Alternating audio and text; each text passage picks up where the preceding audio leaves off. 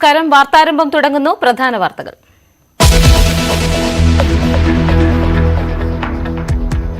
CPM സംസ്ഥാന സമിതിയിൽ മുഖ്യമന്ത്രിക്കെതിരെ രൂക്ഷ വിമർശനം. പിണറായി ശൈലി തിരിച്ചടിയായി. തെറ്റുതിരുത്തലിന് മാർഗരേഖ. നിയമസഭാ സമ്മേളനം തുടരുന്നു. കണ്ണൂരിൽ വയോധികൻ ബോംബ് പൊട്ടി മരിച്ചത് സഭയിൽ ഉന്നയിക്കാൻ പ്രതിപക്ഷം.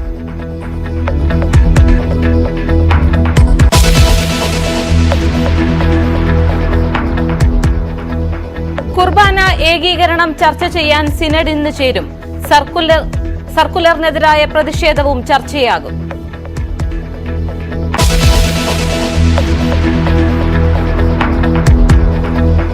ലോക്സഭാ സ്പീക്കറായി ഓം ബിർല തുടർന്നേക്കും. പ്രതിപക്ഷ നേതാക്കളുമായി ചർച്ച നടത്തും. തെരഞ്ഞെടുപ്പ് ഒഴിവാക്കാൻ നീക്കം.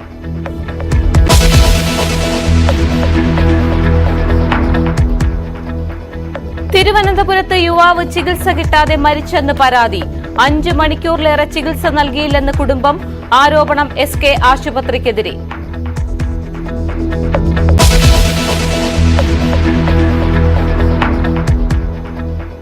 തിരുവനന്തപുരത്തെ സോഷ്യൽ മീഡിയ താരത്തിന്റെ മരണത്തിൽ പോക്സോ കേസ്. നെടുമങ്ങാട് സ്വദേശി ബിനോയ് അറസ്റ്റിൽ. സൈബർ ആക്രമണം നേരിട്ടെന്ന ആരോപണത്തിൽ അന്വേഷണം തുടരുന്നു.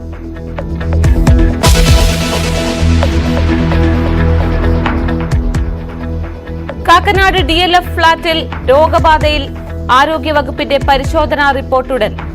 രോഗം പടർന്നത് ഏത് ജലസ്രോതസ്സിൽ നിന്നെന്നും കണ്ടെത്തണം.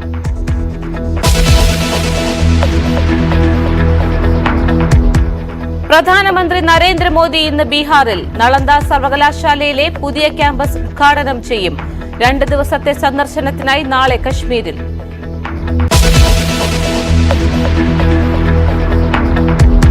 സംസ്ഥാനത്ത് കാലവർഷം ശക്തിപ്പെടുന്നു. ഇന്ന് 6 ജില്ലകളിൽ യെല്ലോ അലർട്ട്.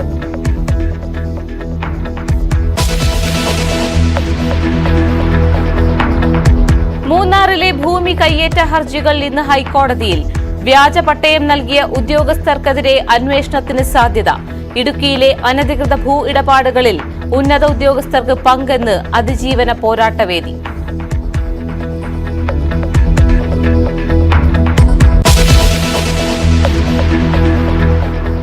വാർത്താരംഭത്തിലേക്ക് വിശദമായി. ഇപ്പോൾ നിയമസഭയിൽ ചോദ്യോത്തരവേള പുരോഗമിക്കുകയാണ്. അതിലേക്ക് പ്രതിനിധികളെ ഉൾപ്പെടുത്തിയ ഒരു ഓൺലൈൻ യോഗം ചേരുകയുണ്ടായി. പ്രസ്തുത യോഗത്തിൽ വിനോദസഞ്ചാര മേഖലയെ ശക്തിപ്പെടുത്തുന്നതുമായി ബന്ധപ്പെട്ട mice, wedding destination, house boat മേഖല, ക്രൂയിസ് ടൂറിസം എന്നിവ സംബന്ധിച്ച പരാതികൾ, നിർദ്ദേശങ്ങൾ എന്നിവ ചർച്ച ചെയ്യുകയുണ്ടായി. ഇല്ല. Shri Roji M John.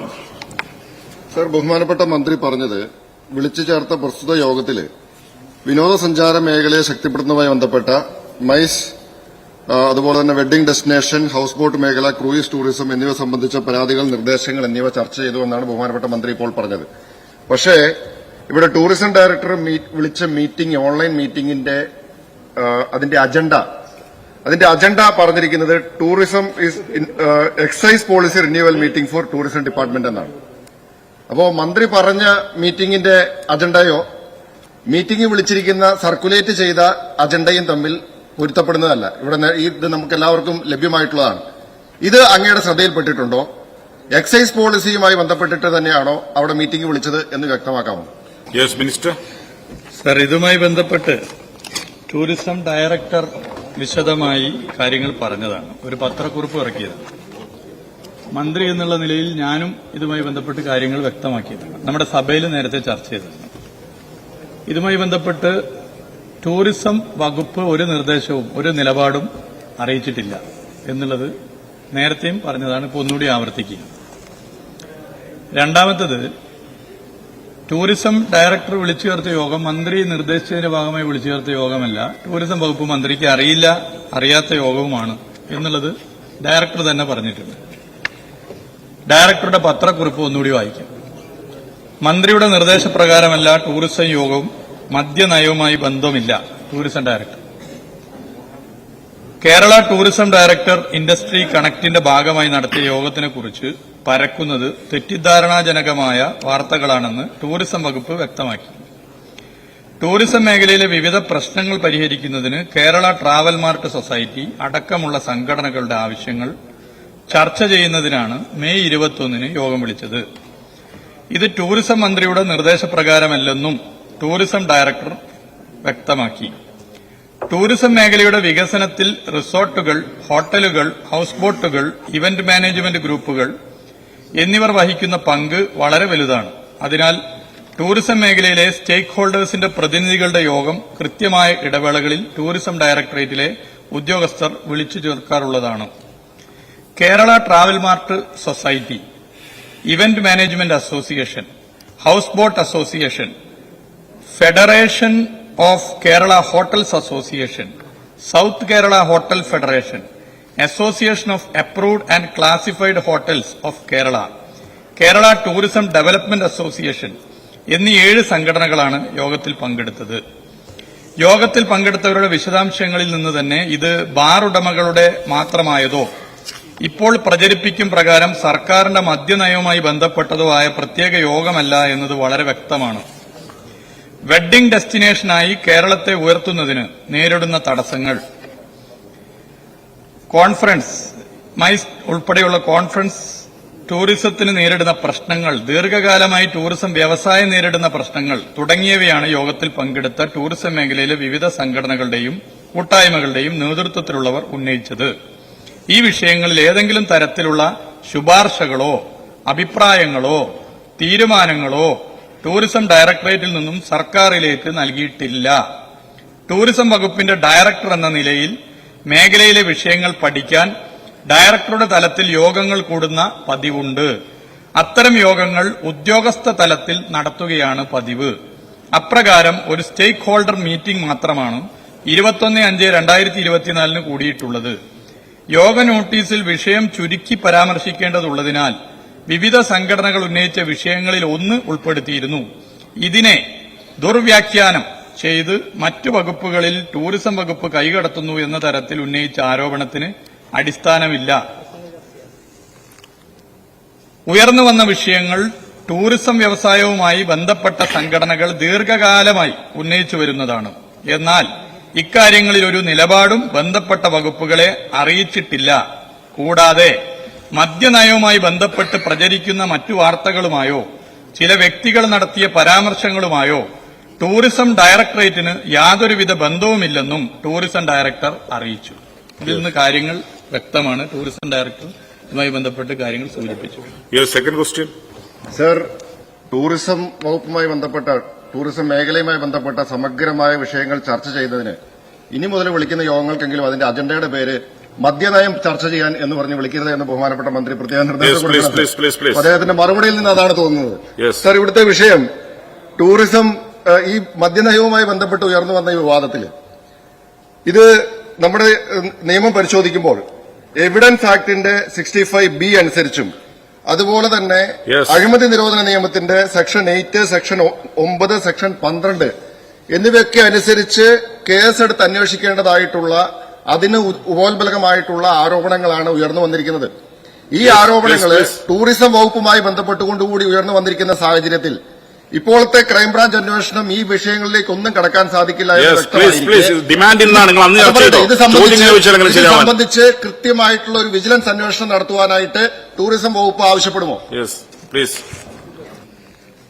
Sir, ഈ ഗവൺമെന്റ് അധികാരത്തിൽ വന്നതിലും ഈ ഗവൺമെന്റിൽ വിവിധ വകുപ്പുകളിൽ മന്ത്രിമാരുമായി ചുമതല ഏറ്റെടുത്തതിലും എല്ലാവരും തൃപ്തരായിക്കൊള്ളണമെന്നില്ല. അതായത് പ്രതിപക്ഷത്തെ എല്ലാവരും തൃപ്തരായിക്കൊള്ളണമെന്നില്ല.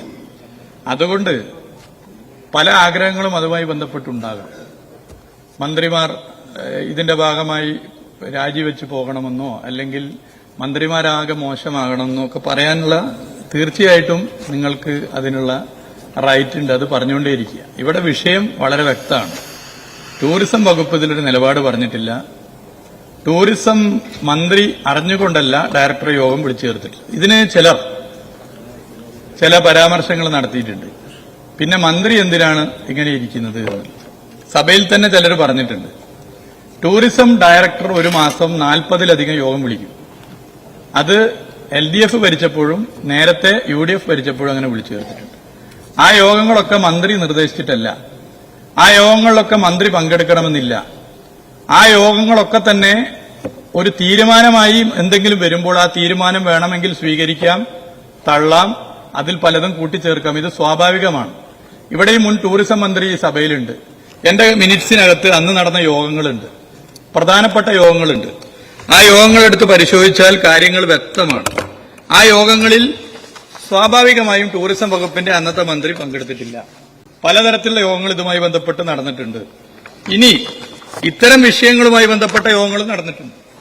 ടൂറിസം ഇൻഡസ്ട്രിയുമായി ബന്ധപ്പെട്ട് ഇത്തരം അഭിപ്രായങ്ങൾ, നിർദ്ദേശങ്ങൾ, ആഗ്രഹങ്ങൾ പുതുതായിട്ട് വന്നതല്ല.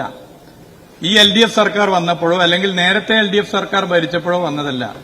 UDF 2001 ഭരിച്ചപ്പോഴും അതിനു മുമ്പുമായി പല ഘട്ടങ്ങളിൽ വന്നതാണ്. അന്നിങ്ങനെ വന്ന സമയത്തും ഇതുപോലെ യോഗങ്ങൾ നടന്നിട്ടുണ്ട്. അതിന്റെ എല്ലാ രേഖയും എന്റെ അടുത്തുണ്ട്. ആവശ്യം വേണമെങ്കിൽ ഞാൻ അതും സഭയ്ക്ക് മുമ്പാകെ അവതരിപ്പിക്കാം.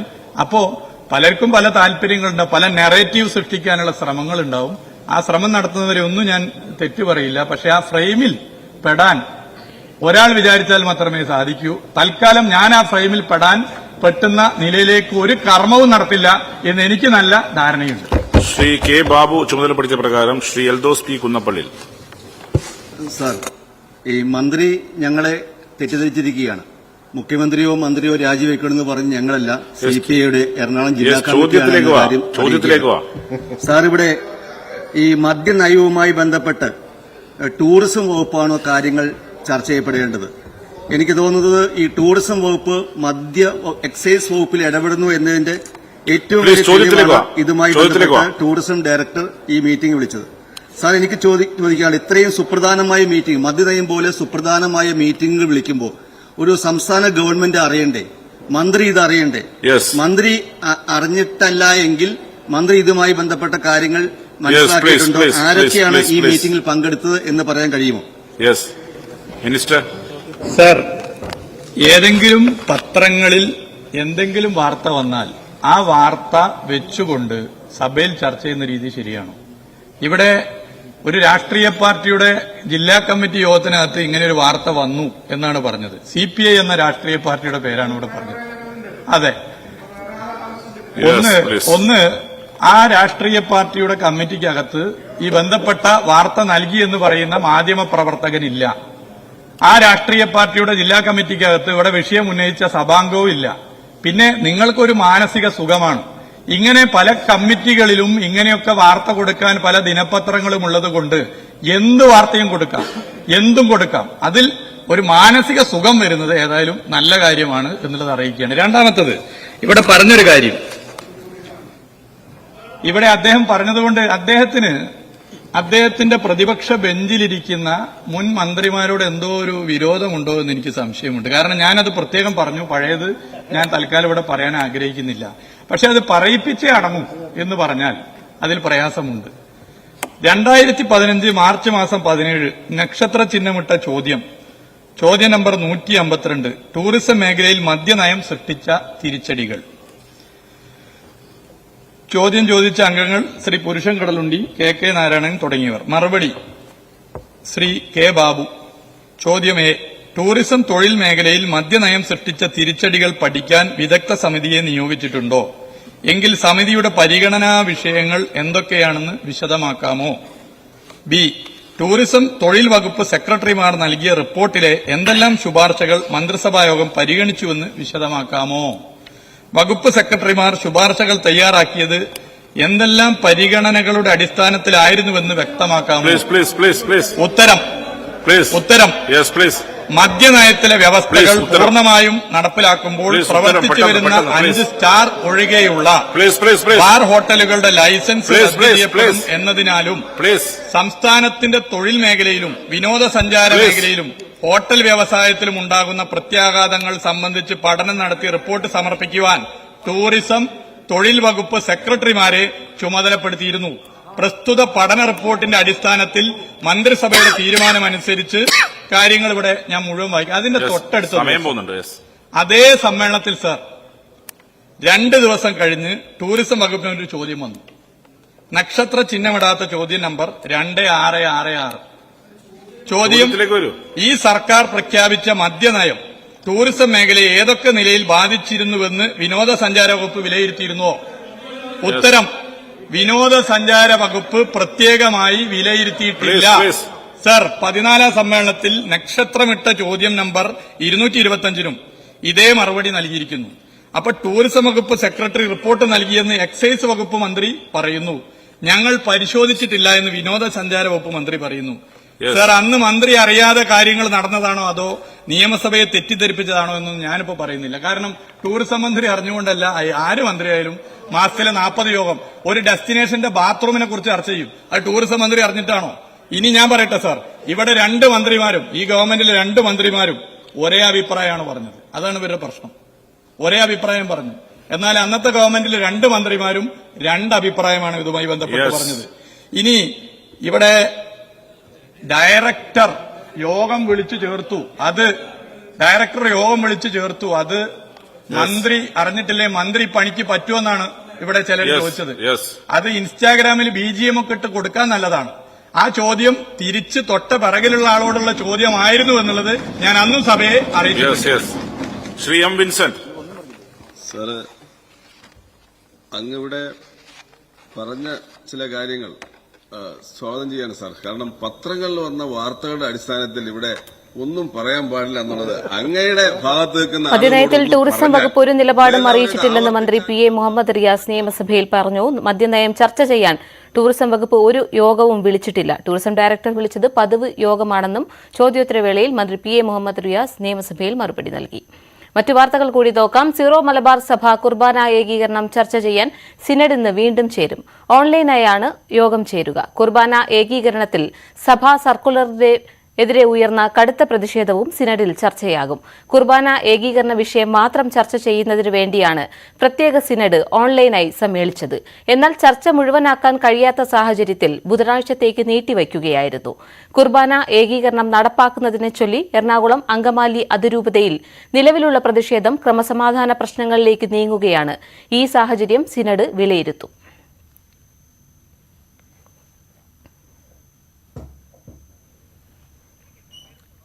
നവമി ദിനേശുണ്ട് കൊച്ചിയിൽ നിന്ന് വാർത്തയുടെ വിശദാംശങ്ങൾ നൽകാൻ. നവമി, ഒരു വിഭാഗത്തിന്റെ എതിർപ്പ് തലവേദനയാകുകയാണ്.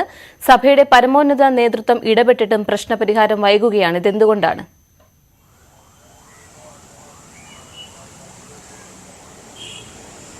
പാർവതി, കഴിഞ്ഞ ദിവസം ചേർന്ന സിനഡിലും ഈ ഒരു വിഷയത്തിൽ ഒരു ഒത്തുതീർപ്പാക്കാനോ അല്ലെങ്കിൽ ഇതിലും അന്തിമ തീരുമാനത്തിലെത്താനോ കഴിഞ്ഞില്ല. അതിനെ തുടർന്നാണ് ഇന്നും വീണ്ടും വൈകിട്ട് യോഗം ചേരാനായി തീരുമാനിച്ചിരിക്കുന്നത്. ഓൺലൈൻ വഴിയായിരിക്കും ഈ അടിയന്തര യോഗം ചേരുന്നത്. ഈ ഏകീകൃത കുർബാന നടപ്പാക്കണമെന്ന മാർപ്പാപ്പയുടെ അന്ത്യശാസനം പോലും സർക്കുലർ ഇറക്കിയിട്ടും അത് കത്തിച്ച് പ്രതിഷേധിക്കുകയാണ് വിമത വൈദികർ ഉൾപ്പെടെ. ഈ ഏകീകൃത കുർബാന നടപ്പാക്കില്ല എന്നൊരു തീരുമാനത്തിൽ ഉറച്ചു നിൽക്കുകയാണ്. ഇത് തന്നെയാണ് സഭയെ സംബന്ധിച്ച് വലിയ തലവേദനയായിരിക്കുന്നത്. ഇനി ഏത് വിധത്തിലായിരിക്കും ഈ ഒരു പ്രതിഷേധത്തെ അല്ലെങ്കിൽ ഇവരെ ഒന്ന് അനുനയിപ്പിക്കുക എന്നുള്ളൊരു ചർച്ചയായിരിക്കും ഇന്ന് ചേരുന്ന സിനഡ് യോഗത്തിൽ തീരുമാനിക്കുക. 4-ാം തീയതി ജൂലൈ 4-ന് മുൻപ് തന്നെ ഈ ഏകീകൃത കുർബാന എല്ലാ പള്ളികളിലും നടപ്പാക്കിയിട്ടില്ല എങ്കിൽ പിറ്റേ ദിവസം മുതൽ, അതായത് 5-ാം തീയതി മുതൽ ഈ വിമത വിഭാഗം, അത് വിമത വൈദികർ ഉൾപ്പെടെ സഭയിൽ നിന്നും പുറത്താകുമെന്നൊരു അന്ത്യശാസനമാണ് മാർപ്പാപ്പ ഇറക്കിയ സർക്കുലറിൽ പറയുന്നത്. എങ്കിൽ പോലും അത് അനുസരിക്കാതെ ആ സർക്കുലർ കത്തിക്കുന്ന ഒരു കാഴ്ചയാണ് കഴിഞ്ഞ ഞായറാഴ്ച പള്ളികളിലുടനീളം നമ്മൾ കണ്ടത്. പോലീസിന്റെ ഒക്കെ സാന്നിധ്യം അവിടെ ഉണ്ടായിരുന്നു. വലിയൊരു പ്രതിഷേധത്തിലേക്ക് പോകുന്ന ഒരു സാഹചര്യമുണ്ടായി. ഇനിയും ഇതുമായി മുന്നോട്ട് പോകാൻ കഴിയില്ല. അതുകൊണ്ട് ഉടനെ തന്നെ അന്തിമമായിട്ടുള്ളൊരു തീരുമാനത്തിലേക്ക് എത്തണമെന്നൊരു നീക്കത്തിൽ തന്നെയാണ് ഇപ്പോൾ സഭാ നേതൃത്വം എത്തി നിൽക്കുന്നത്. ഇനിയും അതായത് 4-ാം തീയതി കഴിഞ്ഞിട്ടും ഈ ഒരു സർക്കുലർ അല്ലെങ്കിൽ ഈ ഏകീകൃത കുർബാന നടപ്പാക്കിയിട്ടില്ല എങ്കിൽ ഇനി എന്ത് നടപടിയായിരിക്കും ഇവർക്ക് നേരെ സ്വീകരിക്കുക എന്നതാണ് ഇനി നോക്കിക്കാണുന്നത്. മറ്റൊരു കാര്യം, ഈ സിറോ മലബാർ സഭയിലെ കീഴിലുള്ള പള്ളികളിൽ ഈ ഏകീകൃത കുർബാന നടപ്പാക്കാതെ പുറത്താകുന്ന വൈദികർ മറ്റൊരു സഭ രൂപീകരിക്കുമെന്ന് വാർത്ത കൂടി പുറത്തു വരുന്നുണ്ട്. പക്ഷെ അതും ഇനിയും ഔദ്യോഗികമായി സ്ഥിരീകരിക്കേണ്ടി വരുന്നുണ്ട്. എന്തായാലും അങ്ങനെ ഒരു സഭ രൂപീകരിക്കുകയാണെങ്കിൽ അത് സിറോ മലബാർ സഭയെ സംബന്ധിച്ച് വലിയൊരു തലവേദനയാകുമല്ല എന്നുണ്ടെങ്കിൽ അവരെ സംബന്ധിച്ച് വലിയൊരു പ്രതിസന്ധിയിലേക്കായിരിക്കും കാര്യങ്ങൾ നീങ്ങുക. പാർവതി. നവമി, തുടരണം. മറ്റൊരു വാർത്തയിൽ കൂടി വിശദാംശങ്ങൾ തേടേണ്ടതുണ്ട്. കാക്കനാട് DLF ഫ്ളാറ്റിലെ താമസക്കാർക്ക് ഛർദിയും വയറിളക്കവും പിടിപെട്ട സംഭവത്തിൽ ആരോഗ്യവകുപ്പിന്റെ പരിശോധനാ റിപ്പോർട്ട് ഉടൻ ലഭിക്കും. ഈക്കോളി ബാക്ടീരിയയാണ് എന്ന് പറയുന്നുണ്ടെങ്കിലും സ്ഥിരീകരിച്ചിട്ടില്ല. ഏത് ജലസ്രോതസ്സിൽ നിന്നാണ് രോഗം പടർന്നത് എന്നതും കണ്ടെത്തേണ്ടതുണ്ട്. നവമിയുണ്ട്. നവമി, നിലവിൽ ആശങ്ക മാറിയിട്ടുണ്ടോ? എപ്പോഴാകും ഈ റിപ്പോർട്ട് കിട്ടുക?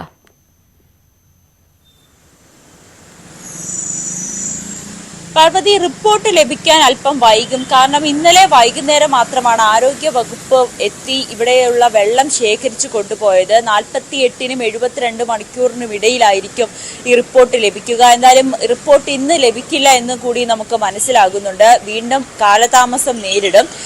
ഈ അത്രയും ഒരു വിവാദം ഉണ്ടായതിനു ശേഷം മാത്രമാണ് ആരോഗ്യ വകുപ്പ് ഇതിൽ ഇടപെടുകയും പിന്നീട് ഇതിന്റെ വെള്ളം ടെസ്റ്റിന് വേണ്ടിയിട്ട് എടുക്കുകയും ഒക്കെ ചെയ്തത്. ഇനി ഇതിന്റെ റിസൾട്ട് ലഭിച്ചാൽ മാത്രമേ DMOയ്ക്ക് കളക്ടർക്ക് ആവശ്യപ്പെട്ട റിപ്പോർട്ട് കൈമാറാനും സാധിക്കുകയുള്ളൂ. എന്തായാലും ഇപ്പോൾ ആളുകൾ ഇപ്പോഴും പല ആശുപത്രികളിലും ചികിത്സയിലാണ്. ഏകദേശം 400-ലധികം പേർക്ക് ഈ രോഗം ബാധിച്ചിട്ടുണ്ടെന്നാണ് നമുക്ക് ഏറ്റവും ഒടുവിലായി അറിയാൻ കഴിയുന്നത്. അതിൽ കുട്ടികളുമുണ്ട്. 25ഓളം കുട്ടികളും ഇത്തരത്തിൽ രോഗലക്ഷണങ്ങളുമായി ഒക്കെ ആശുപത്രികളിലും വീടുകളിലും ഒക്കെ ചികിത്സയിലാണ്. ഇവർക്ക് വേണ്ട എല്ലാ ആരോഗ്യ പ്രവർത്തകരുടെ എല്ലാ സഹകരണവും അല്ലെങ്കിൽ എല്ലാ ട്രീറ്റ്മെന്റും ഇവർക്ക് ഈ ഫ്ളാറ്റുകളിൽ തന്നെ ലഭ്യമാക്കുവാനുള്ള നടപടികളും ഇന്നലെ ചേർന്ന യോഗത്തിൽ തീരുമാനിച്ചിട്ടുണ്ട്. ആസ്റ്റർ മെഡിസിറ്റിയിലെ ഒരു സംഘം ഡോക്ടർമാർ തന്നെ ഈ ആസ്റ്റർ DLFൽ എത്തുകയും അവരുടെ സ്ഥിതിഗതികൾ വിലയിരുത്തുകയും ചെയ്തു. എന്തായാലും ഈ റിപ്പോർട്ട് ഇനിയും ലഭിക്കാൻ വൈകുമെന്നാണ് നമുക്ക് ഏറ്റവും ഒടുവിലായി അറിയാൻ കഴിയുന്നത്. നവമി, തുടരണം. ആലുവയിൽ 1 കിലോ MDMA പിടികൂടിയ കേസിലെ പ്രതി സർമീൻ അക്തർ NCBയുടെ ഹിറ്റ് ലിസ്റ്റിലുള്ളയാളാണ്. ലഹരി കടത്ത് സംശയിച്ച് ഇവരെ മുൻപ് 2 തവണ NCB ചോദ്യം ചെയ്തിരുന്നു. ഇന്നലെയാണ് ബംഗളൂർ മുനേശ്വര നഗർ സ്വദേശിനി സർമീൻ അക്തർ റൂറൽ പോലീസിന്റെ പിടിയിലായത്. ബംഗളൂരുവിലെ വൻ കണ്ണിയാണ് കഴിഞ്ഞ ദിവസം പിടിയിലായത്. നവമിയുണ്ട്. നവമി, കേസിൽ കൂടുതൽ പ്രതികൾ ഉണ്ടെന്ന നിഗമനത്തിലാണോ അന്വേഷണ സംഘം?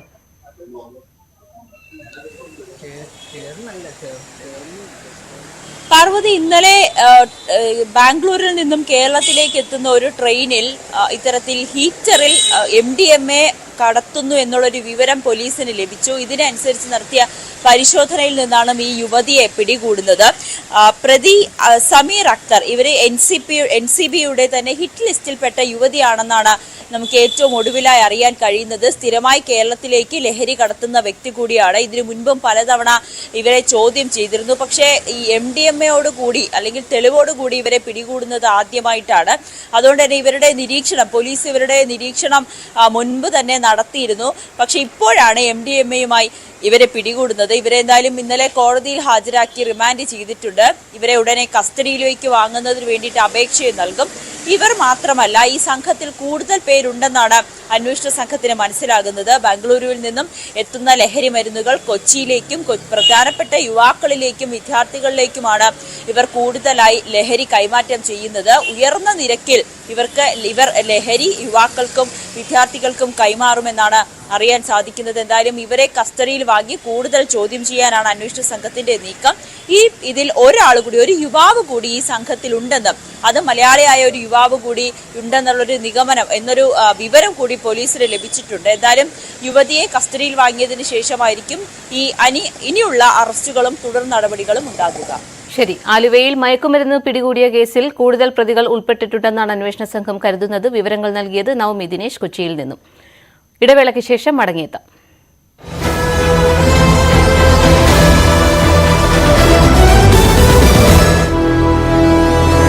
ഈ കേന്ദ്ര ഏജൻസികളുടെ അന്വേഷണമുണ്ട്. അതെല്ലാം ഒത്തുതീർപ്പാക്കുന്നതിന് വേണ്ടി തൃശൂരിൽ വിട്ടുവീഴ്ച ചെയ്തു. മുൻ ധാരണ അനുസരിച്ചാണ് അവിടെ പ്രവർത്തനമുണ്ടായത്. അതുകൊണ്ട് തന്നെ ആ നിലയ്ക്കുള്ള ആരോപണങ്ങൾ പുറത്ത് നിൽക്കുമ്പോഴാണ് CPM നേതൃയോഗങ്ങൾ നടക്കുന്നത്. ഒരുപക്ഷെ മുഖ്യമന്ത്രിയെ കേന്ദ്രീകരിച്ചുള്ള ചർച്ചകൾ അത് ഉണ്ടാകില്ല എന്നത് തന്നെയാണ് നമുക്ക് മനസ്സിലാക്കാൻ കഴിയുന്നത്. അശ്വതി, വിനോദ്, ഈ നവകേരള സദസ്സിന്റെ കാര്യം കൂടി അത് എടുത്തു പറയേണ്ടതല്ലേ? കാരണം ജനങ്ങളിലേക്ക് ഇറങ്ങിച്ചെന്ന് അവരുടെ പരാതികൾ സ്വീകരിക്കുക എന്ന ഉദ്ദേശത്തോടു കൂടി നടത്തിയ നവകേരള സദസ്സ് അതും ഗുണം ചെയ്തില്ല എന്ന വിലയിരുത്തലിലേക്കാണ് CPM എത്തുന്നത്.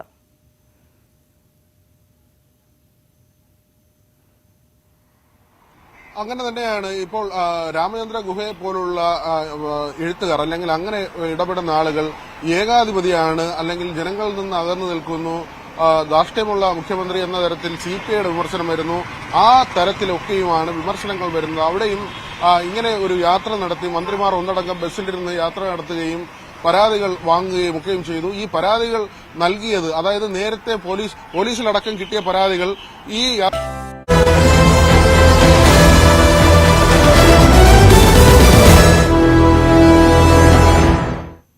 വാർത്താരംഭത്തിലേക്ക് വീണ്ടും. ലോക്സഭാ തെരഞ്ഞെടുപ്പ് പരാജയത്തിന് മുഖ്യമന്ത്രിയുടെ ശൈലിയും കാരണമായെന്ന് സിപിഎം സംസ്ഥാന സമിതിയിൽ വിമർശനം. ഭരണവിരുദ്ധ വികാരമാണ് പരാജയ കാരണമെന്ന് സംസ്ഥാന സെക്രട്ടറി അവതരിപ്പിച്ച റിപ്പോർട്ടിലും ചൂണ്ടിക്കാട്ടുന്നു. അടിസ്ഥാന വോട്ട് ബാങ്കായ ഈഴവ സമുദായം ഉൾപ്പെടെ പാർട്ടിയിൽ നിന്ന് അകന്നു. നേതാക്കളുടെ പെരുമാറ്റവും ജനങ്ങളെ പാർട്ടിയിൽ നിന്ന് അകറ്റിയെന്നും റിപ്പോർട്ട് കുറ്റപ്പെടുത്തുന്നു. സംസ്ഥാന സമിതിയിൽ ഇന്നും ചർച്ച തുടരും.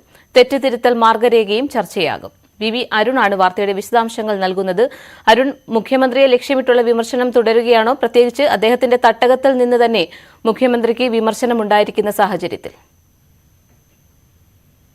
പാർവതി, മുഖ്യമന്ത്രി ലക്ഷ്യമിട്ടുള്ള വിമർശനം പറയാൻ കഴിയില്ല. പക്ഷേ മുഖ്യമന്ത്രിക്കെതിരെ വിമർശനം ഉണ്ടാകുന്നുണ്ട്.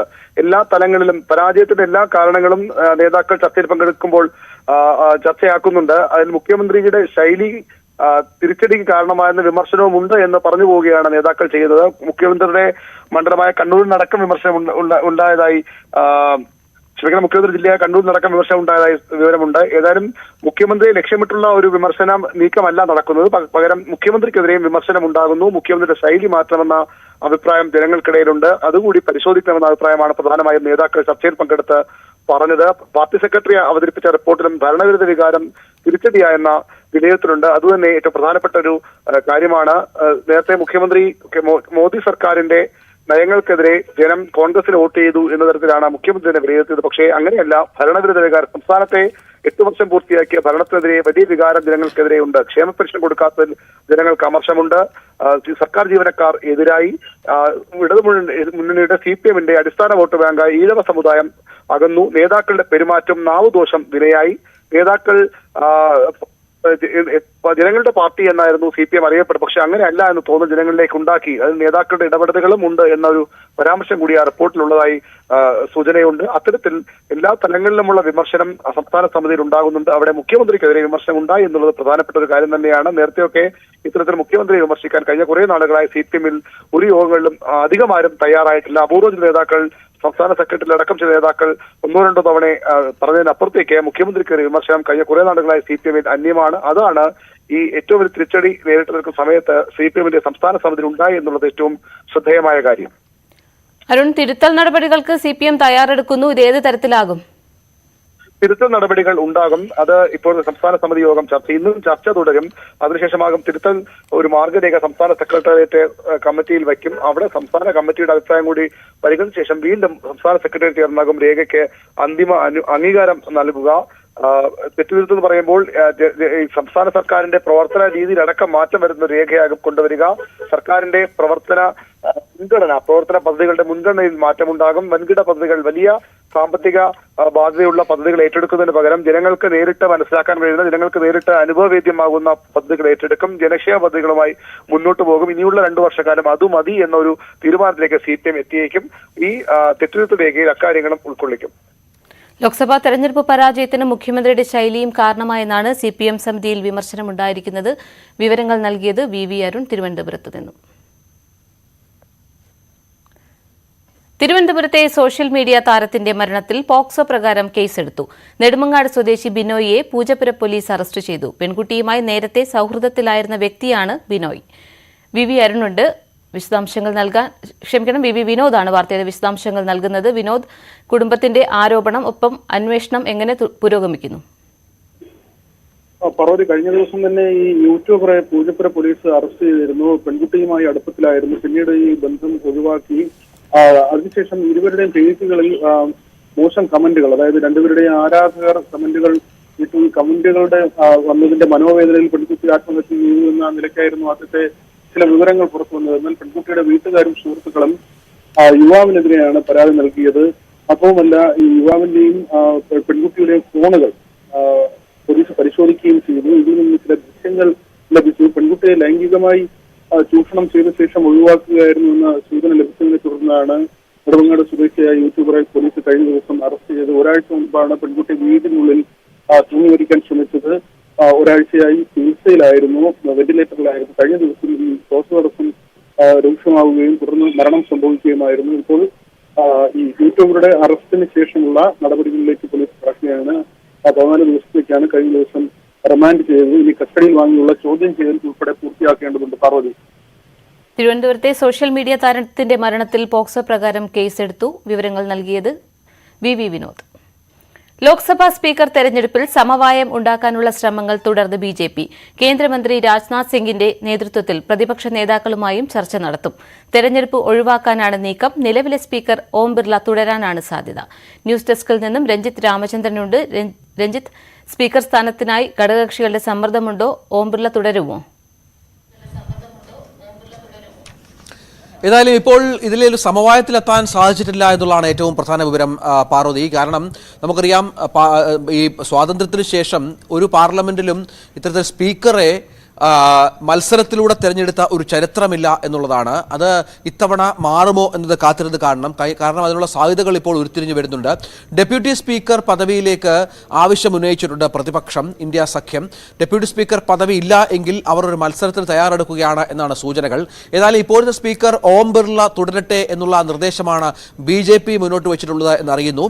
TDP നിലപാട് കടുപ്പിക്കുകയാണെങ്കിൽ ആന്ധ്രയിൽ നിന്നുള്ള D പുരന്ദരേശ്വരിയെ സ്പീക്കർ സ്ഥാനത്തേക്ക്, NT രാമറാവുവിന്റെ മകളാണ്, സ്പീക്കർ സ്ഥാനത്തേക്ക് പരിഗണിച്ചേക്കാം. അങ്ങനെ 2 ഓപ്ഷൻസാണ് NDA സഖ്യത്തിന് മുന്നിലുള്ളത്. ഏതായാലും ഇപ്പോൾ നേരത്തെ ഉള്ളതുപോലെ TDP സ്പീക്കർ സ്ഥാനത്തേക്ക് വാശി പിടിക്കുന്നില്ല എന്നത് നിർണായകമാണ്. സ്വാഭാവികമായും ഡെപ്യൂട്ടി സ്പീക്കർ സ്ഥാനം ഒരുപക്ഷെ TDPക്ക് നൽകിയേക്കാം. അങ്ങനെയെങ്കിൽ പ്രതിപക്ഷം മത്സരത്തിന് തയ്യാറാകും എന്നുള്ള സൂചനകളാണ് ഈ ഘട്ടത്തിൽ പുറത്തുവരുന്നത്. നേരത്തെ സ്പീക്കർ സ്ഥാനം TDPക്കാണ് എങ്കിൽ ഇന്ത്യ സഖ്യം മത്സരത്തിലില്ല എന്നുള്ള സൂചനകൾ അവർ അറിയിച്ചിരുന്നു. പക്ഷേ ഇപ്പോൾ മത്സരം ഒരുപക്ഷെ നടന്നേക്കാം എന്ന സാഹചര്യത്തിലേക്കാണ്. സമവായ ശ്രമങ്ങൾ വലിയ തോതിൽ നടക്കുന്നുണ്ട്. ഇന്നലെ രാജ്നാഥ് സിംഗിന്റെ വസതിയിൽ വളരെ പ്രധാനപ്പെട്ട മന്ത്രിമാർ ജയശങ്കറും മനോഹർ ലാൽ ഖട്ടറും ധർമ്മേന്ദ്ര പ്രധാനും കിരൺ റിജിജുവും അന്നപൂർണ ദേവിയും ചിരാഗ് പാസ്വാനും അടക്കം പങ്കെടുത്ത നിർണായക യോഗം നടന്നിരുന്നു. അവിടെ NDA സഖ്യകക്ഷികൾക്കിടയിൽ ഈ വിഷയത്തിൽ ഒരു അഭിപ്രായ സമന്വയത്തിൽ എത്തിയിട്ടുണ്ട് എന്നാണ് മനസ്സിലാകുന്നത്. ഒപ്പം 24-ന് ആരംഭിക്കുന്ന പാർലമെന്റ് സമ്മേളനത്തിൽ ഫ്ലോറിൽ NDA സഖ്യകക്ഷികൾ ഏകതയോടെ, ഐക്യത്തോടെ നീങ്ങുക എന്ന നിലപാടും സ്വീകരിച്ചിട്ടുണ്ട്. ഒരു റിഫ്റ്റ് ഈ വിഷയത്തിൽ NDAക്കിടയിൽ ഉണ്ടാവരുത് എന്ന നിലപാട് എല്ലാവരും സ്വീകരിച്ച പശ്ചാത്തലം ഇതിനോട് ചേർത്ത് വായിക്കണം. പക്ഷേ ഇന്ത്യ മുന്നണി ഇപ്പോഴും തങ്ങളുടെ അവസരങ്ങൾ തേടുകയാണ്. ഏതെങ്കിലും തരത്തിൽ ഒരു അഭിപ്രായ വ്യത്യാസം ഉണ്ടായാൽ അത് അവസരമാക്കിയെടുക്കാനുള്ള എല്ലാ ശ്രമങ്ങളും ഇന്ത്യ മുന്നണിയുടെ ഭാഗത്ത് ഉണ്ടാകുന്നുണ്ട്. അതിനുള്ള നീക്കങ്ങളാണ് ഇപ്പോൾ പുരോഗമിക്കുന്നതും. ഏതായാലും വ്യക്തത ഇപ്പോഴും ഈ വിഷയത്തിൽ സ്പീക്കർ സ്ഥാനവുമായി ബന്ധപ്പെട്ട് ഇതുവരെ ആയിട്ടില്ല എന്ന് വേണം മനസ്സിലാക്കാൻ. പാർവതി, വിവരങ്ങൾ നൽകിയത് രഞ്ജിത്ത് രാമചന്ദ്രൻ, ന്യൂസ് ഡെസ്കിൽ നിന്നും. തിരുവനന്തപുരത്ത് യുവാവ് ചികിത്സ കിട്ടാതെ മരിച്ചെന്ന് പരാതി. തിരുവനന്തപുരം പാലോട് സ്വദേശി അഖിൽ മോഹനാണ് മരിച്ചത്. ആശുപത്രികൾക്കെതിരെയുള്ള ഗുരുതരാരോപണവുമായി കുടുംബവും രംഗത്ത് വന്നു. തിരുവനന്തപുരം SK ഹോസ്പിറ്റലിനെതിരെയാണ് പരാതി.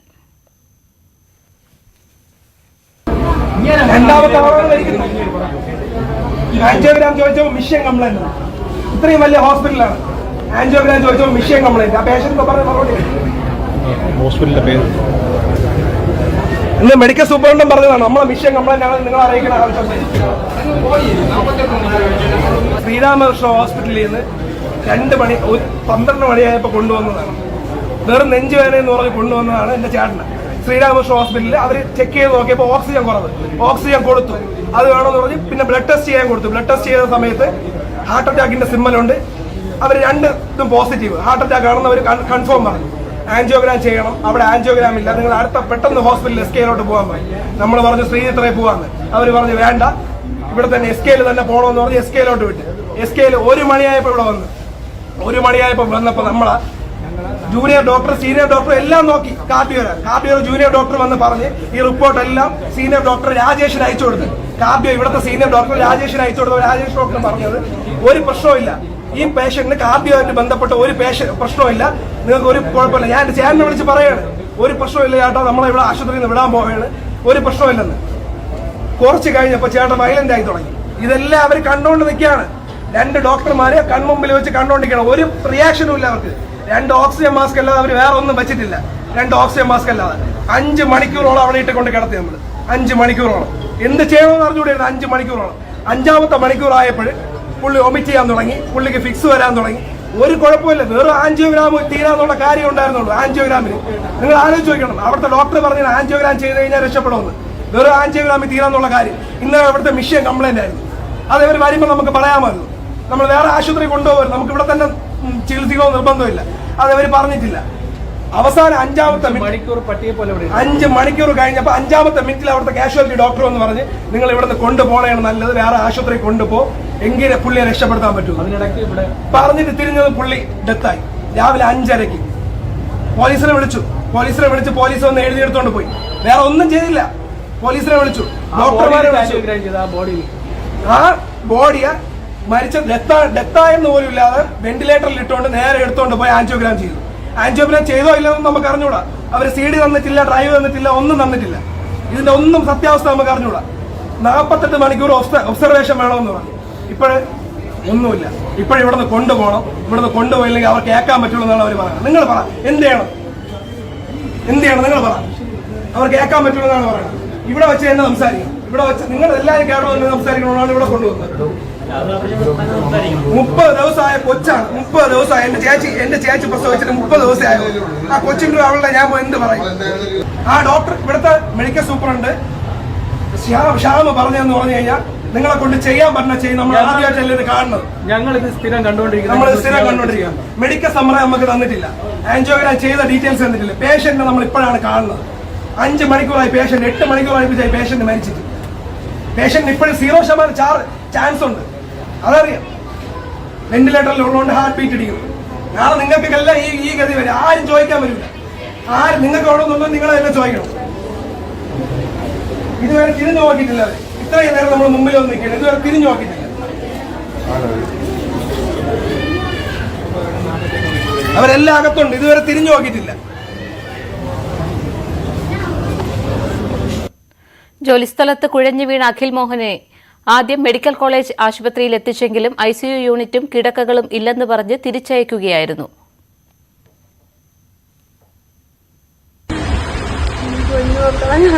ഇവിടെ കൊണ്ടുവന്നിട്ട് ഡോക്ടർമാർ നോക്കാത്തോണ്ടാണ്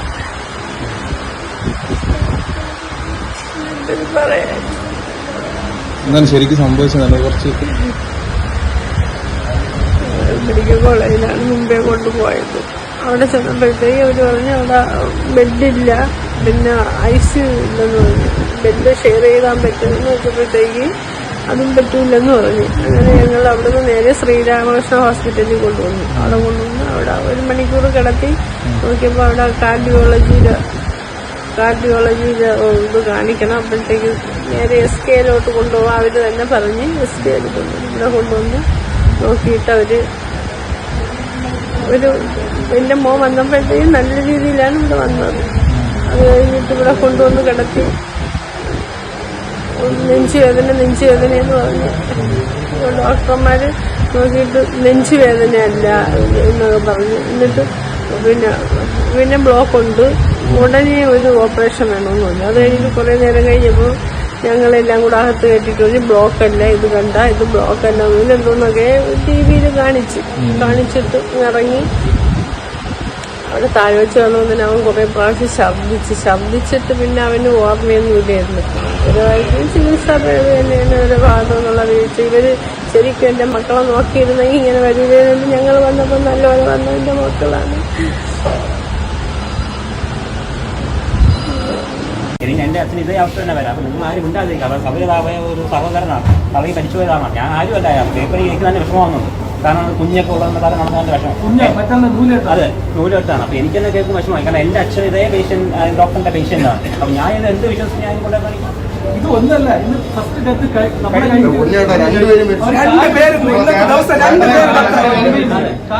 രണ്ടുപേര് ആൻജിയോഗ്രാം മിഷൻ കംപ്ലൈന്റ് ആണെന്നുള്ള പേരിൽ 2 പേര് ഡെത്തായി. അവര് ആ പേഷ്യൻസ് കാല് പിടിച്ചവര് കൊടുത്തില്ല. മരിച്ചു കിടക്കുന്ന ആളെ തിരിച്ചു കിട്ടിയൊന്നുമില്ല. പക്ഷെ ഇതിന് നമുക്ക് എന്താണെന്ന് വെച്ചാൽ ഇതിന് നമുക്ക് 5 മണിക്കൂർ നമ്മളെ ഇട്ടുകൊണ്ടിരുന്ന 5 മണിക്കൂർ നമുക്ക് അറിയാൻ പറ്റും. അതിന് തന്നെയാണ് ഇത്ര ഇഷ്യൂ ഉണ്ടാകുന്നത്. സപ്പോർട്ട് ചെയ്ത് നമുക്ക് ഇതേപോലെ ഗതികളുണ്ടാവും. കാരണം നമ്മൾ അറിയാതെ പോയി കഴിഞ്ഞാൽ ഞാൻ ഇതേപോലെ ഇതേ അവസ്ഥയിൽ ഞാൻ 2 മണിക്കൂറോട് അവിടെ വന്നിരിക്കുകയാണ്. പിന്നീട് ശാസ്തമംഗലത്തെ ശ്രീരാമകൃഷ്ണ ഹോസ്പിറ്റലിൽ എത്തിക്കുകയും അവിടെ നിന്ന് SK ആശുപത്രിയിലേക്ക് എത്തിക്കുകയുമായിരുന്നു. അതേസമയം ആശുപത്രിയുടെ വിശദീകരണം വന്നിട്ടില്ല. VV വിനോദ് ഉണ്ട് വാർത്തയുടെ വിശദാംശങ്ങൾ നൽകാൻ. വിനോദ്, ഗൗരവകരമായ കാര്യമാണ് കുടുംബം ഉന്നയിക്കുന്നത്. ഈ ആശുപത്രികളുടെ ഭാഗത്തു നിന്ന് ഏതെങ്കിലും തരത്തിലുള്ള വിശദീകരണം വന്നിട്ടുണ്ടോ? പാർവതി, കഴിഞ്ഞ ദിവസം തിരുവനന്തപുരം മെഡിക്കൽ കോളേജിലാണ് യുവാവിനെ ആദ്യം കൊണ്ടുവന്നത്. ജോലി സ്ഥലത്ത് വെച്ച് നെഞ്ചുവേദന അനുഭവപ്പെട്ടതിനെ തുടർന്ന് തിരുവനന്തപുരം മെഡിക്കൽ കോളേജിലേക്ക് എത്തിക്കുകയായിരുന്നു. അവിടെ കട്ടിൽ ഒഴിവില്ല, വാർഡ് ഒഴിവില്ല, ചികിത്സിക്കാനുള്ള പരിമിതമായ സാഹചര്യമാണ് എന്ന നിലയ്ക്ക് അവിടെ നിന്ന് സ്വകാര്യ ആശുപത്രിയിലേക്ക് മാറ്റാൻ നിർദ്ദേശിച്ചുവെന്നാണ് അദ്ദേഹത്തിന്റെ കുടുംബം പറയുന്നത്. തുടർന്ന് മറ്റൊരു സ്വകാര്യ ആശുപത്രിയിലേക്ക് കൊണ്ടുപോയി. എന്നാൽ ഹൃദയ സംബന്ധമായ ചികിത്സ അവിടെ ലഭ്യമല്ലാത്തതിനാൽ അവർ SK ആശുപത്രിയിലേക്ക് പോകാൻ നിർദ്ദേശിക്കുകയായിരുന്നു. തുടർന്ന് അവിടെ എത്തിച്ചു. ഈ 3 ആശുപത്രികളിലായി നെഞ്ചുവേദന അനുഭവപ്പെടുന്ന യുവാവിനെ ബന്ധുക്കൾ കൊണ്ടുപോവുകയായിരുന്നു. അവിടെ എത്തിച്ച് ആൻജിയോഗ്രാം ചെയ്യാനുള്ള നടപടികൾ അത് ആദ്യം സ്വീകരിച്ചില്ല. പകരം ബ്ലോക്ക് ഉണ്ടെന്ന് ആദ്യം പറയുകയും എന്നാൽ പിന്നീട് പരിശോധിച്ച ശേഷം ബന്ധുക്കളെ അകത്തേക്ക് വിളിച്ച് സിസ്റ്റത്തിൽ കാണിച്ച ശേഷം അത് ബ്ലോക്ക് ഇല്ല എന്ന ചില ദൃശ്യങ്ങൾ കാണിച്ചുവെന്ന് ബന്ധുക്കൾ പറയുന്നുണ്ട്. ഈ സമയത്തും വല്ലാതെ അസ്വസ്ഥനാവുകയായിരുന്നു അതിൽ. കാരണം ഈ ഹൃദയാഘാതത്തിന്റെ എല്ലാ ലക്ഷണങ്ങളും കാണിക്കുന്നുണ്ടായിരുന്നു എന്ന് വീട്ടുകാർ പറയുന്നു. ഏറ്റവും ഒടുവിൽ ഛർദ്ദിക്കുകയും അവശനാവുകയും ചെയ്തു. തുടർന്നാണ് അകത്തേക്ക് കൊണ്ടുപോകുന്നത്, കൂടുതൽ ചികിത്സയ്ക്കെന്ന നിലയ്ക്ക് അകത്തേക്ക് കൊണ്ടുപോകുന്നത്. ആ സമയം വരെയും സീനിയർ ഡോക്ടർമാർ ഉണ്ടായിരുന്നില്ല എന്ന കാര്യം കൂടി വീട്ടുകാർ പറയുന്നു. പിന്നീട് മരണം സംഭവിച്ചു. മരണത്തിന് ശേഷം ശസ്ത്രക്രിയ നടത്തി എന്ന ഗുരുതരമായ ഒരു ആരോപണം കൂടി വീട്ടുകാർ ഉന്നയിക്കുന്നുണ്ട്. അവിടെ ആൻജിയോഗ്രാം ചികിത്സയ്ക്ക് എത്തിയ 2 പേർക്ക് ആ സംവിധാനം തകരാറിലായതിനാൽ ആൻജിയോഗ്രാം ചെയ്യാൻ കഴിയില്ല എന്ന് ബന്ധുക്കളെ അറിയിച്ചെന്നും ഇപ്പോൾ ഈ മരിച്ച യുവാവിന്റെ ബന്ധുക്കൾ പറയുന്നുണ്ട്. അങ്ങനെ അവിടെ ചികിത്സാ പിഴവിനുള്ള എല്ലാ സാഹചര്യം മുൻകൂട്ടി അടച്ചിട്ടും പണത്തിന് വേണ്ടി ഈ തരത്തിൽ പെരുമാറിയെന്ന ആരോപണമാണ്. ഇന്ന് പോസ്റ്റ്മോർട്ടം നടത്തേണ്ടതുണ്ട്. അഖിലിന് 30 ദിവസം പ്രായമായ കുഞ്ഞാണുള്ളത്. പാലോട് സ്വദേശിയാണ് അഖിൽ. ശരി, വിവരങ്ങൾ നൽകിയത് VV വിനോദ്. കുവൈറ്റ് യാത്രയ്ക്ക് വീണ ജോർജിന് യാത്രാനുമതി നിഷേധിച്ചതിനെതിരെ പ്രധാനമന്ത്രിക്ക് മുഖ്യമന്ത്രിയുടെ കത്ത്. പ്രതിഷേധം അറിയിച്ചാണ് പിണറായി വിജയൻ നരേന്ദ്രമോദിക്ക് കത്തെഴുതിയത്. അനുമതി നിഷേധിച്ചത് അതീവ നിർഭാഗ്യകരമെന്ന് കത്തിൽ ചൂണ്ടിക്കാട്ടി.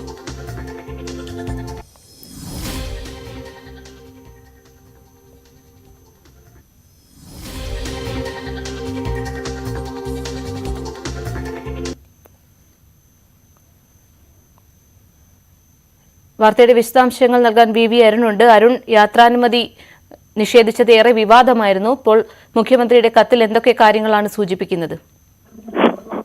കുവൈറ്റിൽ പരിക്കേറ്റവരെയും അതുപോലെ തന്നെ മരണമടഞ്ഞവരെ നാട്ടിലെത്തിക്കുന്നതടക്കമുള്ള നടപടികൾക്ക് ഏകോപനത്തിനായി മന്ത്രി വീണ ജോർജിനെ കുവൈറ്റിലേക്ക് അയക്കാൻ മന്ത്രിസഭാ യോഗമാണ് തീരുമാനിച്ചത്. എന്നാൽ ആ യോഗത്തിൽ തീരുമാനമെടുത്തെങ്കിലും നെടുമ്പാശ്ശേരി വരെ എത്തിയെങ്കിലും മന്ത്രിക്ക് കുവൈറ്റിൽ പോകാൻ അനുമതി നൽകിയതില്ല. പൊളിറ്റിക്കൽ ക്ലിയറൻസ് കേന്ദ്ര വിദേശകാര്യ മന്ത്രാലയം നൽകാത്തതാണ് അതിന് കാരണം. അന്ന് തന്നെ അതിൽ വലിയ വിമർശനം ഉയർന്നു വന്നിരുന്നു. എന്നാൽ മുഖ്യമന്ത്രി ആ ഘട്ടത്തിൽ ഞാൻ ഇക്കാര്യം പറയുന്നില്ല, അത് ഈ അപകട സമയത്ത് ദുരന്ത സമയത്ത് പറയാനുള്ള കാര്യമല്ല എന്ന് അന്ന് തന്നെ പറഞ്ഞത്. അതിന്റെ ഭാഗമായാണ് ഇപ്പോൾ അദ്ദേഹം പ്രധാനമന്ത്രി കത്തെഴുതിയത്. ഇത്തരം നടപടി അങ്ങേയറ്റം ദൗർഭാഗ്യകരമാണ്. ഇത്തരം വിഷയങ്ങളിൽ എങ്ങനെയാണോ വിദേശകാര്യ മന്ത്രാലയം സാധാരണ പെരുമാറുന്നത്, ഇടപെടുന്നത്, അതുപോലെ പെരുമാറാൻ വിദേശകാര്യ മന്ത്രാലയത്തിനെ ഉപദേശിക്കണമെന്നാണ് മുഖ്യമന്ത്രി പ്രധാനമന്ത്രിയോട് ആവശ്യപ്പെട്ടിട്ടുള്ളത്. സംസ്ഥാനത്തിന്റെ പ്രതിഷേധവും അമർഷവും പ്രധാനമന്ത്രി അറിയിച്ചിട്ടുമുണ്ട്. ജനങ്ങളുമായി ഏറെ ചേർന്ന് നിൽക്കുന്ന ഒരു സർക്കാരാണിത്. ആ സർക്കാർ ഇത്തരത്തിൽ ജനങ്ങൾക്കൊരു വിഷയമുണ്ടാകുമ്പോൾ മന്ത്രി നേരിട്ട് പോകുന്നത് അവരെ ആശ്വസിപ്പിക്കാനും മറ്റു കാര്യങ്ങൾക്കുമായാണ്. അതിന് അനുമതി നിഷേധിച്ചത് ശരിയായില്ല എന്ന സംസ്ഥാന സർക്കാരിന്റെ ഒരു മന്ത്രിസഭാ യോഗം എടുത്ത തീരുമാനമാണ്. മന്ത്രിസഭാ യോഗം എടുത്ത തീരുമാനത്തെ ആ രീതിയിൽ വെല്ലുവിളിക്കുന്നത് ശരിയല്ല. സംസ്ഥാനത്തിന്റെ വികാരം കേന്ദ്രത്തെ അറിയിക്കുകയാണ്. അങ്ങനെ ചെയ്യാതിരുന്നാൽ അത് തങ്ങളുടെ ജോലിയിൽ വരുത്ത വീഴ്ചയായി ജനങ്ങൾ വിലയിരുത്തും. അതുകൊണ്ട് തന്നെയാണ് ഇത്തരം ഒരു കത്തെഴുതുന്നത്. ഇനി ഇത്തരം സംഭവങ്ങൾ ആവർത്തിക്കുമെന്ന് ആവശ്യപ്പെട്ടാണ് പ്രധാനമന്ത്രി നരേന്ദ്രമോദിക്ക് മുഖ്യമന്ത്രി പിണറായി വിജയൻ കത്തെഴുതിയത്. മന്ത്രി വീണ ജോർജിന് കുവൈറ്റ് യാത്രാനുമതി നിഷേധിച്ചതിനെതിരെ മുഖ്യമന്ത്രി പ്രധാനമന്ത്രി നരേന്ദ്രമോദിക്ക് കത്തെഴുതി. സംഭവം നിർഭാഗ്യകരമെന്നാണ് കത്തിൽ ചൂണ്ടിക്കാട്ടുന്നത്. വിവരങ്ങൾ നൽകിയത് VV അരുൺ. ഒരിടവേള കൂടി.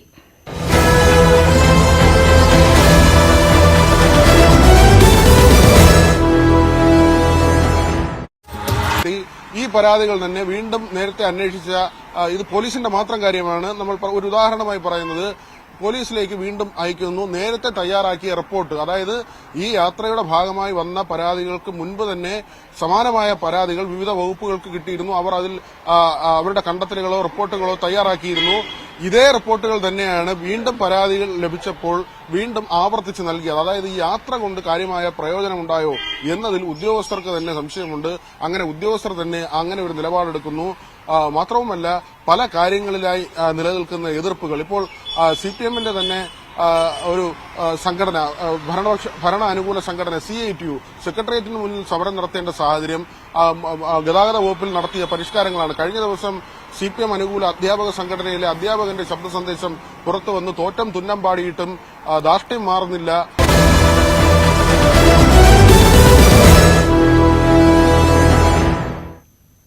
മാലിന്യ സംസ്കരണം ഫലപ്രദമായി നടക്കാത്തതിനെ തുടർന്ന് ദുർഗന്ധത്തിൽ മുങ്ങി പാലക്കാട് നഗരം. മഴ ശക്തമാകുന്നതോടെ പകർച്ചവ്യാധി പടർന്നു പിടിക്കുമോ എന്ന ആശങ്കയിലാണ് നഗരവാസികൾ.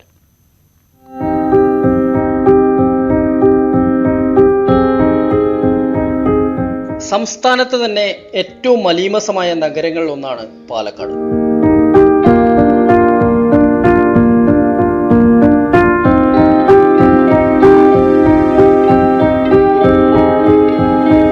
നഗര പ്രാന്തപ്രദേശങ്ങളിൽ അലക്ഷ്യമായി തള്ളിയ മാലിന്യങ്ങൾ പതിവ് കാഴ്ചയാണ്.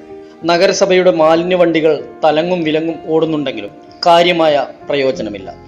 ശുചീകരണ തൊഴിലാളികളുടെ പ്രശ്നമല്ല, നഗരസഭയുടെ മാലിന്യ നിർമ്മാർജ്ജനത്തിലെ താളപ്പിഴയാണ്. ഇവിടെ എന്താന്ന് വെച്ചാൽ എല്ലാ ഭാഗത്തു നിന്നുള്ള വേസ്റ്റ് ഇവിടെ കൊണ്ടുവന്ന് അങ്ങനെ ഡംപ് ചെയ്യാണ് ഇവര്. ഇത് കറക്റ്റായി അവർ സമയത്തിന് സംസ്കരിക്കുക ഒന്നും ചെയ്യില്ല. മാത്രമല്ല ഇവർ വന്നിട്ട് നേരെ, ഇതിപ്പോ വെള്ളം പോണ ചാലാണിത്, അതിലേക്ക് നേരെ അങ്ങോട്ട് അവർ തള്ളിയിട്ടിട്ട് പിന്നെ അത് ചാലടയും. ഇവിടെ കുറച്ച് മഴ പെയ്യുമ്പോഴേക്കും നമ്മുടെ ഈ ഭാഗം മുഴുവൻ അങ്ങനെ വെള്ളക്കെട്ടാണ്. നല്ല ഹൈറ്റിൽ വെള്ളം വന്ന് വീടുകളിലേക്കൊക്കെ വെള്ളം കയറുന്ന അവസ്ഥയാണിത്. വേസ്റ്റ് അങ്ങനെ മുഴുവൻ മുനിസിപ്പാലിറ്റി ഒന്നും അധികം പെട്ടെന്നൊന്നും മാറ്റിപ്പോയില്ല. പഴയ മരത്തിന് പലഭാഗത്തും കിടക്കുന്നുണ്ട് വേസ്റ്റ്. ഓടകളിൽ മാലിന്യം കെട്ടിക്കിടന്ന് ദുർഗന്ധമയമാണ്.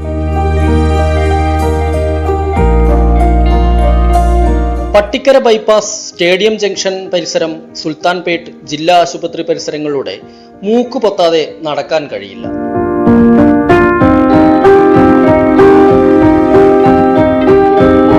മഴ ശക്തമായാൽ പകർച്ചവ്യാധി പടർന്നു പിടിക്കുമോ എന്ന ആശങ്കയിലാണ് നഗരവാസികൾ. ന്യൂസ് 18 പാലക്കാട്. പ്രധാനമന്ത്രി നരേന്ദ്രമോദി ഇന്ന് ബീഹാറിൽ രാവിലെ നളന്ദ സന്ദർശിക്കും. രാജ്ഗിറിൽ നളന്ദ സർവകലാശാലയ്ക്ക് പുതുതായി നിർമ്മിച്ച ക്യാമ്പസ് പ്രധാനമന്ത്രി ഉദ്ഘാടനം ചെയ്യും. 2 ദിവസത്തെ സന്ദർശനത്തിനായി പ്രധാനമന്ത്രി നാളെ കശ്മീരിലെത്തും. അന്താരാഷ്ട്ര യോഗാ ദിനത്തിൽ കശ്മീരിലെ പരിപാടിയിലാണ് പ്രധാനമന്ത്രി പങ്കെടുക്കുക.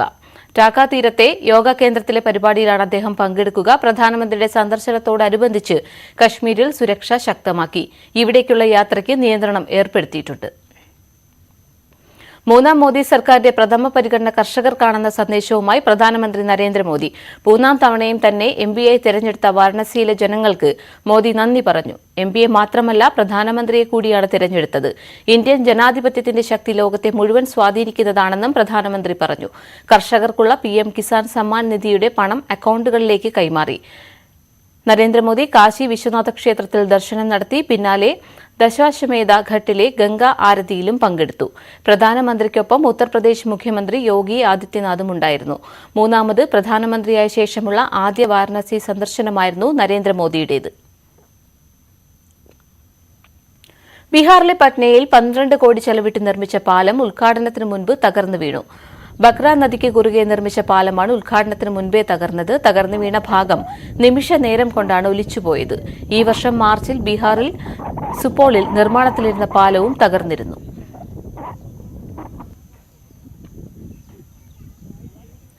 ഇന്ന് 6 ജില്ലകളിൽ ശക്തമായ മഴ പെയ്യുമെന്ന് കാലാവസ്ഥാ കേന്ദ്രം. തിരുവനന്തപുരം, കൊല്ലം, ആലപ്പുഴ, എറണാകുളം, കോഴിക്കോട്, കണ്ണൂർ ജില്ലകളിൽ ഇന്ന് യെല്ലോ അലർട്ടാണ്. നാളെ കാസർഗോഡ്, കണ്ണൂർ ജില്ലകളിൽ യെല്ലോ അലർട്ടും. വെള്ളിയാഴ്ച കണ്ണൂർ, കോഴിക്കോട്, മലപ്പുറം ജില്ലകളിലും ശനിയാഴ്ച കാസർഗോഡ്, കണ്ണൂർ, കോഴിക്കോട്, മലപ്പുറം ജില്ലകളിലും ഓറഞ്ച് അലർട്ടുമാണ്.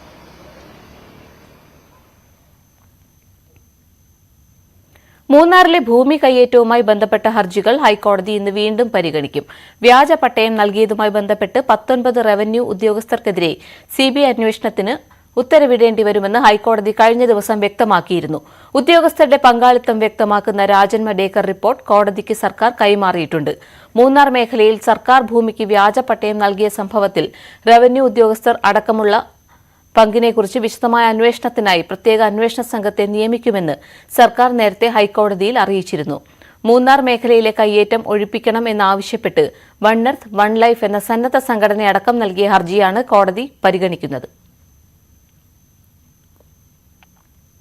ഇടുക്കിയിലെ അനധികൃത ഭൂ ഇടപാടുകളിൽ ഉന്നത ഉദ്യോഗസ്ഥർക്ക് പങ്കുണ്ടെന്ന ആരോപണവുമായി സ്വതന്ത്ര കർഷക സംഘടനയായ അതിജീവന പോരാട്ടവേദി വാഗമണിലെ കെട്ടിട നിർമ്മാണത്തിലും തോട്ടം ഭൂമി മുറിച്ചു വിൽക്കുന്നതിലും വിശദമായ അന്വേഷണം നടത്തണമെന്നാണ് ആവശ്യം. സിബിഐ അന്വേഷണം ആവശ്യപ്പെട്ട് ഹൈക്കോടതിയെ സമീപിക്കാൻ ഒരുങ്ങുകയാണ് അതിജീവന പോരാട്ടവേദി.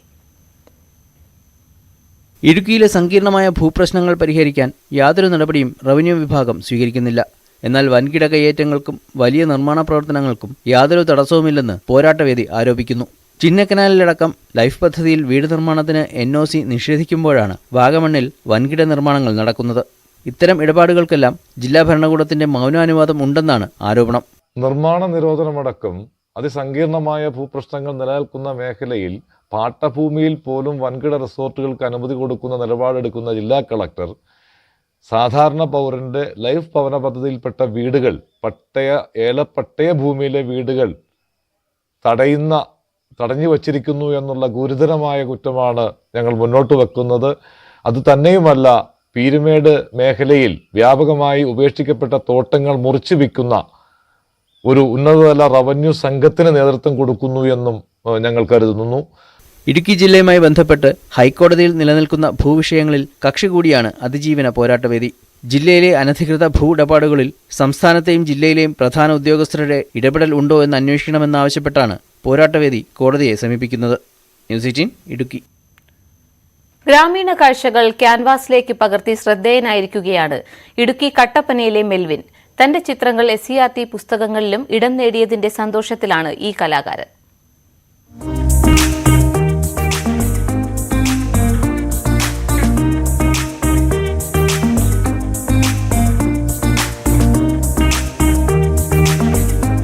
പ്രകൃതിയും ഗ്രാമാന്തരീക്ഷവുമാണ് മെൽവിന്റെ ഛായക്കൂട്ടുകൾക്ക് എന്നും പ്രിയം. ഗൃഹാതുരത്വം തുളുമ്പുന്ന ആ വരകൾ ഇത്തവണത്തെ SCERT 3-5 ക്ലാസുകളുടെ പാഠപുസ്തകങ്ങളിലും ഇടം പിടിച്ചു. പാഠഭാഗങ്ങളിലേക്ക് കുട്ടികളെ കൂടുതൽ ആകർഷിക്കുന്ന തരത്തിലാണ് ചിത്രങ്ങൾ ഒരുക്കിയിരിക്കുന്നത്. തിരുവനന്തപുരം ഫൈൻ ആർട്സ് കോളേജിലെ BFA വിദ്യാർത്ഥിയായ മെൽവിനും സഹപാഠികളും അധ്യാപകരുടെ നിർദ്ദേശപ്രകാരമാണ് ചിത്രങ്ങൾ ഒരുക്കിയത്.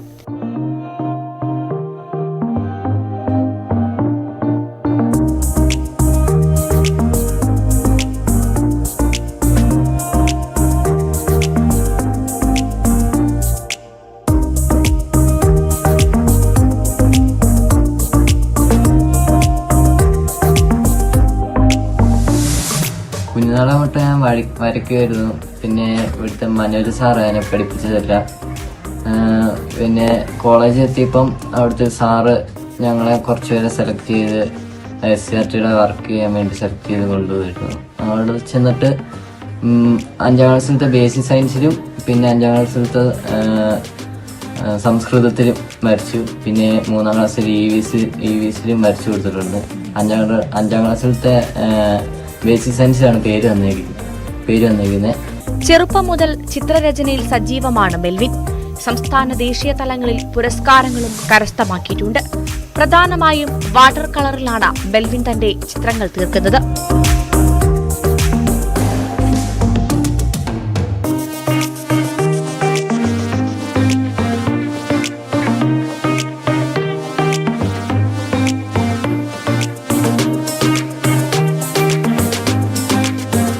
ന്യൂസ് 18 ഇടുക്കി.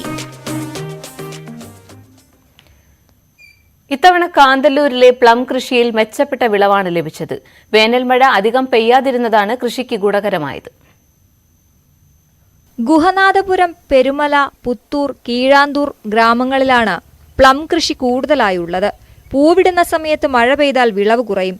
ഇത്തവണ വേനൽ മഴ പെയ്തില്ല. ആവശ്യത്തിന് തണുപ്പുമുണ്ടായിരുന്നു. അതുകൊണ്ട് ഗുണം കിട്ടിയത് പ്ലം കൃഷിക്കാണ്. പൂവെല്ലാം കായായി. മുൻ വർഷങ്ങളെക്കാൾ കൂടുതൽ വിളവ് കിട്ടി. സാധാരണ മെയ് തുടങ്ങുമ്പോഴാണ് പ്ലം പാകമാകുന്നത്. ഇത്തവണ ജൂൺ ആദ്യമാണ് വിളവെടുപ്പ് തുടങ്ങിയത്. ഏറ്റവും സ്വാദേറിയ വിക്ടോറിയ പ്ലം ആണ് കാന്തല്ലൂരിൽ പരമ്പരാഗതമായി കൃഷി ചെയ്തു വരുന്നത്. വർഷത്തിൽ ഒരു തവണ മാത്രം പ്ലം ഉണ്ടാവുകയുള്ളൂ. 1 കിലോയ്ക്ക് 150 രൂപയാണ് കർഷകന് ലഭിക്കുന്നത്. 10 മുതൽ 15 അടി വരെ ഉയരത്തിൽ വളരുന്ന മരത്തിൽ നിന്ന് കാലാവസ്ഥ അനുയോജ്യമാണെങ്കിൽ 50 മുതൽ 70 കിലോഗ്രാം വരെ പഴങ്ങൾ ലഭിക്കും. 30 ഗ്രാം മുതൽ 50 ഗ്രാം വരെയാണ് ഓരോ പ്ലം പഴങ്ങളുടെയും ശരാശരി തൂക്കം. കേരളത്തിൽ പ്ലം വ്യാപകമായി കൃഷി ചെയ്യുന്ന ഒരേയൊരിടം കാന്തല്ലൂരിലെ ഗ്രാമങ്ങളാണ്. ന്യൂസ് 18 കാന്തല്ലൂർ. സഹകരണ മേഖലയിൽ വിപ്ലവകരമായ മുന്നേറ്റം നടത്തുകയാണ് കായംകുളം ഭരണിക്കാവ് സർവീസ് സഹകരണ ബാങ്ക്. ബാങ്ക് നടപ്പിലാക്കുന്ന പദ്ധതികൾ ഓരോന്നും വിജയമാണ്. കാർഷിക നഴ്സറി, മൂല്യവർദ്ധിത ഉൽപാദന വിതരണ കേന്ദ്രം, അഗ്രോ ക്ലിനിക്, വളം ഡിപ്പോ തുടങ്ങി നിരവധി പദ്ധതികളാണ് ഭരണിക്കാവ് സർവീസ് സഹകരണ ബാങ്ക് നടപ്പാക്കുന്നത്. ഇതിൽ കാർഷിക നഴ്സറിയുടെ പ്രവർത്തനം കർഷകർക്കും പൊതുജനങ്ങൾക്കും ഏറെ പ്രയോജനം ചെയ്യുന്നുണ്ട്. നാടൻ തെങ്ങിന്റേതടക്കം എല്ലാ ഇനങ്ങളുടെയും തൈകൾ ഇവിടെ ലഭിക്കും. മലേഷ്യൻ, കുറ്റ്യാടി, കേരശ്രീ ചെന്തെങ്ങ്, ഗംഗബോണ്ടം എന്നിവയും ജപ്പാൻ മൻഡോക് മൈ, മൽഗോവ, മൂവാണ്ടൻ തുടങ്ങിയ മാവിനങ്ങൾ, വിവിധയിനം പ്ലാവിൻ തൈകളായ J33, വിയറ്റ്നാം എർലി, മാങ്കോസ്റ്റിൻ, വിവിധയിനം ചാമ്പകൾ, കണിക്കൊന്ന, അത്തി, പേര, റംബൂട്ടാൻ, ഗ്രാഫ്റ്റ് നെല്ലി, കടപ്ലാവ്, മൾബറി, മരമുന്തിരി തുടങ്ങിയവ ലഭ്യമാണ്. ഇവയിൽ പലതും മാസങ്ങൾക്കുള്ളിൽ കായ്ഫലം നൽകുന്നതും. നഴ്സറിയിൽ പൂച്ചെടികളും അലങ്കാര ചെടികളും ഇൻഡോർ ചെടികളുമുണ്ട്. സപ്പോട്ട കപ്പൽ, ലിച്ചി, ഞാവൽ മംഗൂസ്, ഓറഞ്ച് റെഡ് നെല്ലി, ചാമ്പ തുടങ്ങിയവയും കർഷകർക്ക് ന്യായവിലയ്ക്ക് ലഭ്യമാണ്. ചെറിയ തൈകളാണ് നമ്മൾ വിറ്റുകൊണ്ടിരുന്നത്. ഇപ്പോൾ വലിയ തൈകൾ, അതായത് പൂത്ത നിൽക്കുന്ന മാവ്, കായ്ച്ചു നിൽക്കുന്ന പ്ലാവ്, 1 വർഷത്തോളം പ്രായമെത്തിയ തെങ്ങ് തുടങ്ങിയ കുറച്ചുകൂടെ പെട്ടെന്ന് കായ്ഫലമുണ്ടാകുന്ന, പെട്ടെന്ന് കായ്ക്കുന്ന, പെട്ടെന്ന് പൂക്കുന്ന ഫുൾ പ്ലാന്റ്സുകൾ ധാരാളമായി വിപണനം ചെയ്യാനുള്ള പദ്ധതികളുടെ ഭാഗമായിട്ട് മണ്ണുത്തിയിൽ നിന്ന് ഏറ്റവും ഗുണനിലവാരമുള്ള വലിയ തൈകൾ ഉൾപ്പെടെ വന്നിട്ടുണ്ട്. നഴ്സറിക്ക് പുറമെ കർഷകർക്കേറെ പ്രയോജനപരമായ മറ്റൊരു പദ്ധതിയാണ് അഗ്രോ ക്ലിനിക്. കർഷകർക്ക് ചെടികളിൽ ഉണ്ടാകുന്ന വിവിധയിനം രോഗങ്ങളെപ്പറ്റി ക്ലിനിക്കിൽ നേരിട്ടെത്തി ചോദിച്ചു മനസ്സിലാക്കാം. കൂടാതെ 24 മണിക്കൂറും വാട്സാപ്പിലൂടെ കർഷകരുടെ സംശയ നിവാരണം നടത്തുവാനുള്ള സജ്ജീകരണം അഗ്രോ ക്ലിനിക്കിൽ ഒരുക്കിയിട്ടുണ്ട്. കർഷകരുടെ ഉൽപ്പന്നങ്ങൾ ശേഖരിച്ച് മിതമായ നിരക്കിൽ ജനങ്ങളിലേക്ക് എത്തിക്കുന്നതിന് വിവിധയിടങ്ങളിൽ സ്റ്റാളുകളും സജ്ജീകരിച്ചിട്ടുണ്ട്. ഫ്രഷ് ഫാസ്റ്റ് എന്ന പേരിൽ ഗുണഭോക്താക്കൾക്ക് പച്ചക്കറി എത്തിച്ചു നൽകുന്നതിന് വാഹനവും സജ്ജീകരിച്ചിട്ടുണ്ട്. ഇതിനെല്ലാം പുറമെ വിവിധയിനം മൂല്യവർദ്ധിത ഉൽപ്പന്നങ്ങൾ നിർമ്മിച്ച് വിപണിയിൽ എത്തിക്കുന്നു. സഹകരണ മേഖലയ്ക്ക് തന്നെ മാതൃകയായി പ്രവർത്തിക്കുന്ന ബാങ്ക് കാർഷിക മേഖലയ്ക്ക് അഭിവൃദ്ധിയും കൂടുതൽ പേർക്ക് തൊഴിലവസരവും നൽകാനും ലക്ഷ്യമിടുന്നുണ്ട്. ന്യൂസ് 18 കായംകുളം. വാർത്താരംഭം പൂർണ്ണമാകുന്നു. ഇനി ന്യൂസ് ട്രെൻഡ്സ് കാണാം. നമസ്കാരം.